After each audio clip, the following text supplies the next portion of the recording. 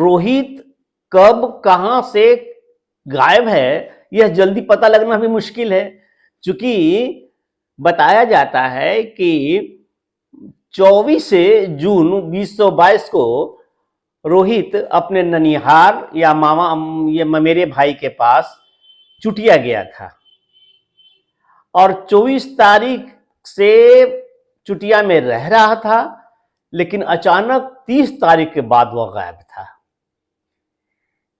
तो कुछ दिन तो लगे कि या तो वो पतरातू चला गया या गांव चला गया या पिताजी के पास चला गया, कई संभावनाएं थी।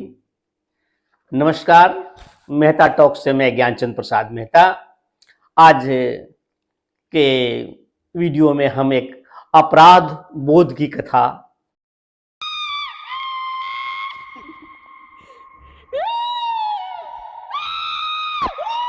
आपकी नजर करता हूं। आशा है यह कहानी पसंद आएगी।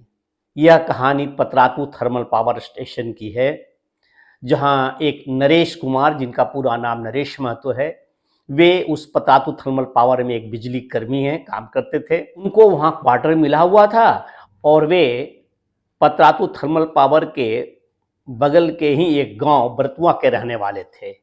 लेकिन फिर भी नौकरी में आने जाने में दिक्कत न हो, सर्विस देने में, इसलिए पतरातू थर्मल पावर स्टेशन द्वारा आवंटित क्वार्टर का वे उपयोग करते थे, जहां वे, उनकी पुत्री और एक पुत्र तथा कभी कभार पत्नी भी आकर रहती थी। क्योंकि जैसा कि मैं बताया, ये पतरातू के बगल में ही बरतुआ गांव के वे रहने वाले थे। सब कुछ ठीक ठाक चल रहा था। नरेश महतो का ट्रांसफर पतरातू से रांची हो गया। रांची हो जाने के बाद वे तो रांची शिफ्ट कर गए और अपना काम करने लगे बिजली विभाग में। परंतु जो पतरातू स्थित क्वार्टर था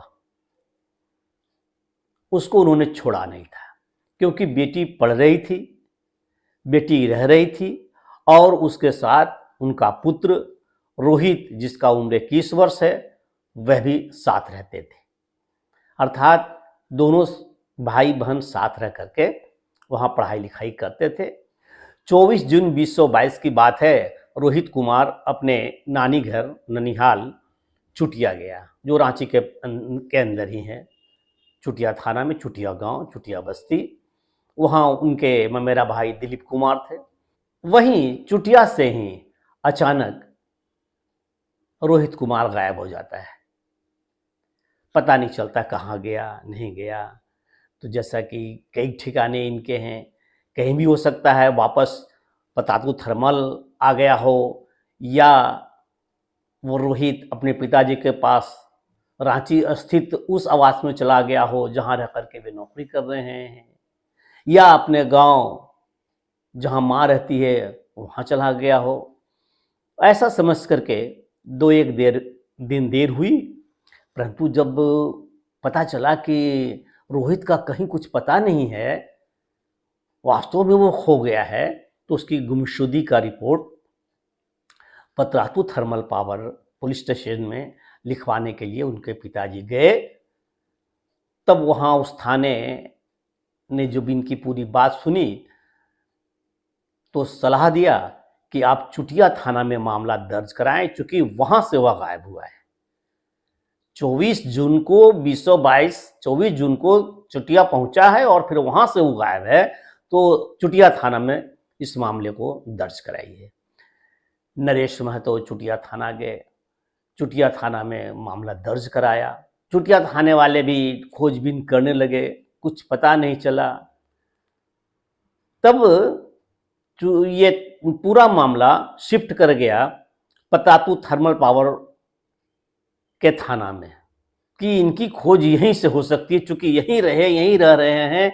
यहाँ से गया, फिर यहाँ आया, क्या हुआ, एक खोज का पूरी जिम्मेवारी पुलिस स्टेशन पतरातू को सौंपा गया।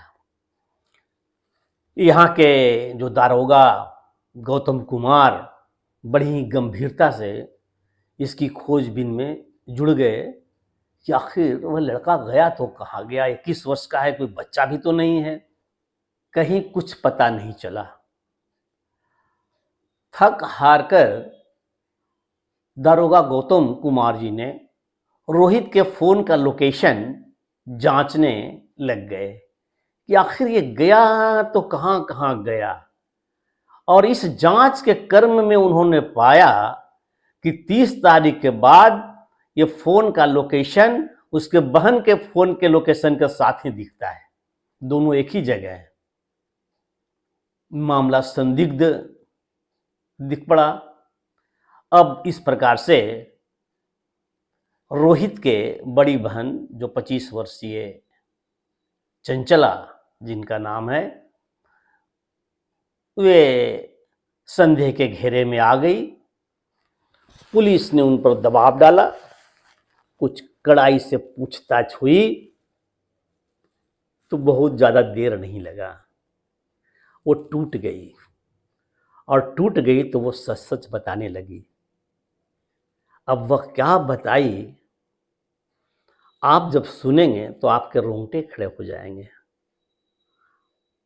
अपनी बहन, अपना भाई, किस पर समाज विश्वास करे, किस पर भरोसा करे, माँ बाप किस पर भरोसा करे। ये रोहित के पिता नरेश कुमार और उनकी मां, कुछ नहीं बचा। हुआ यह कि चंचला एक अंसारी, सोनू अंसारी नामक जुआ से मोहब्बत करती थी और वह बराबर इस आवास में पतरातू स्थित क्वार्टर में आता था। उसका आना जाना रोहित को कतई पसंद नहीं था और विशेषकर अपनी दीदी का संबंध उस अंसारी से रहने पर उसको खासा ऐतराज था। इसके लिए वह चिंतित भी रहता था कि उसको कैसे इस डेरे से आने से रोका जाए। खैर, खींचकर वह वहां से अपने ममेरे भाई दिलीप कुमार के पास चूटिया 24 जून 2022 को गया। चूटिया गए हुए अभी उसे 5-6 दिन ही हुआ होगा कि 30 जून को, जो कहते हैं कि लापता की तिथि है, 30 जून को इस दीदी ने ही फोन करके पतरातू बुला लिया और उसके बाद वो गायब। पुलिस ने कड़ाई की तो साफ साफ बताई कि चंचला ने अपने प्रेमी सोनू अंसारी से मिलकर अपने छोटे भाई की हत्या क्वार्टर के अंदर कर दिया। उफ, तो लाश क्वार्टर के कमरे के भीतर ही गाड़ दिया गया। पुलिस तत्पर। अब लाश को बरामद कराना था, इसके लिए उचित गवाह, पुलिस सभी मौका वारदात पर पहुंचे जहां बताया गया। जब बताया गया था तो देखा तो ऐसा कोई कमरा नहीं जहां कोड़ा हुआ हो, खोदा गया हो, गड्ढा कराया गया हो। इतने इत्मीनान से रोहित की हत्या करके कमरे में गड्ढा खोद कर और मिट्टी डाल करके भर दिया गया था। उसके बाद ईंटों की सोलिंग करके और सभी कमरों के सभी कमरे और बरामदे के सतह के बराबर उसने बाजाबता सीमेंट से प्लास्टर भी करवा दिया था। कोई कैसे ढूंढेगा, कोई कैसे खोजेगा। सबसे बड़ी बात तो यह है कि बहन और भाई के संबंध ऐसे हो जाएंगे, इस पर ही कोई कैसे यकीन करेगा। लेकिन जिस कमरे को चंचला ने बताया कि यहाँ लाश गड़ी हुई है, वहाँ खुदाई हुई और इस खुदाई के क्रम में लाश बरामद हुआ। कई महीने बीत गए थे, लाश की शिनाख्त हुई तो अभी मृतक की बड़ी बहन चंचला और सोनू अंसारी, लगभग जितना भी फिजिकल वर्क है सोनू अंसारी ने ही किया। मारा भी, गड्ढा भी खोदा और ये सारा सीमेंट से प्लास्टर इत्यादि वगैरह का काम करवाने का सोनू अंसारी का था। वे दोनों जेल के अंदर हैं। अब पुलिस को सबूत जुटानी है। पुलिस को सबूत, तब तक उस लाश को डिस्पोजल करने के लिए जलाया नहीं गया था, उसे गाड़ दिया गया था।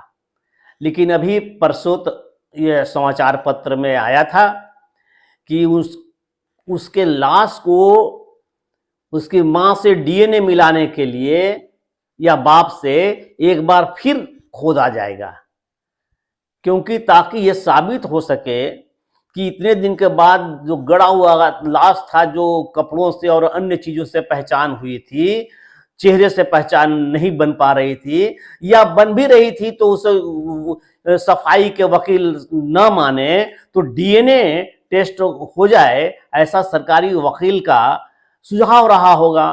तो मजिस्ट्रेट की आज्ञा से एक बार फिर उसके कब्र की खुदाई। चंचला की मां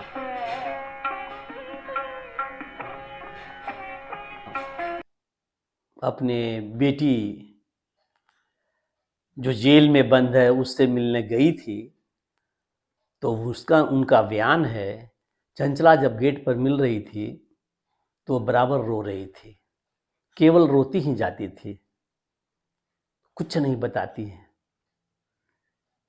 उसकी मां ने उससे पूछा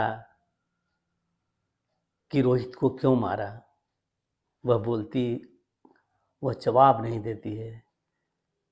इस सवाल के उत्तर में वह केवल रोती है, जार बेजार रोती है। उधर इसके पिताजी का, रोहित के पिताजी नरेश महतो जी का कहना है कि उसकी बेटी बचपन से बड़ी दयालु थी, ऐसे कैसे मार सकती है। मां को भी शक कुछ ऐसा ही लगता है कि बेटी ने तो हत्या नहीं की होगी, लेकिन लाश तो बरामद हुआ वहीं से जहां बेटी रहती थी। बेशक किसी दूसरे ने मारा होगा, लेकिन सम्मति और सहमति तो चंचला की बनती होगी।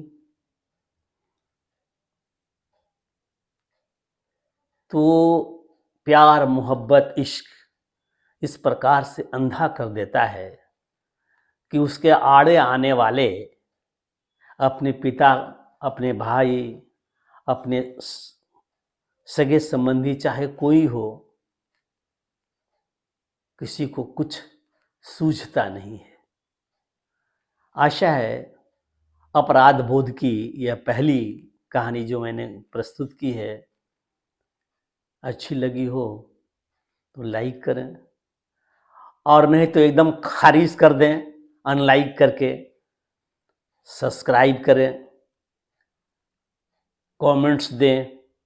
इस अपराध बोध की कथा में कुछ आपको कहने की गुंजाइश है, कुछ आपको सुनाने की गुंजाइश है, तो आप बताइए।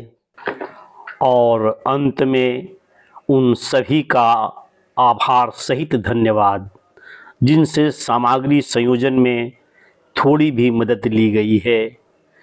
नमस्कार, फिर मिलते हैं।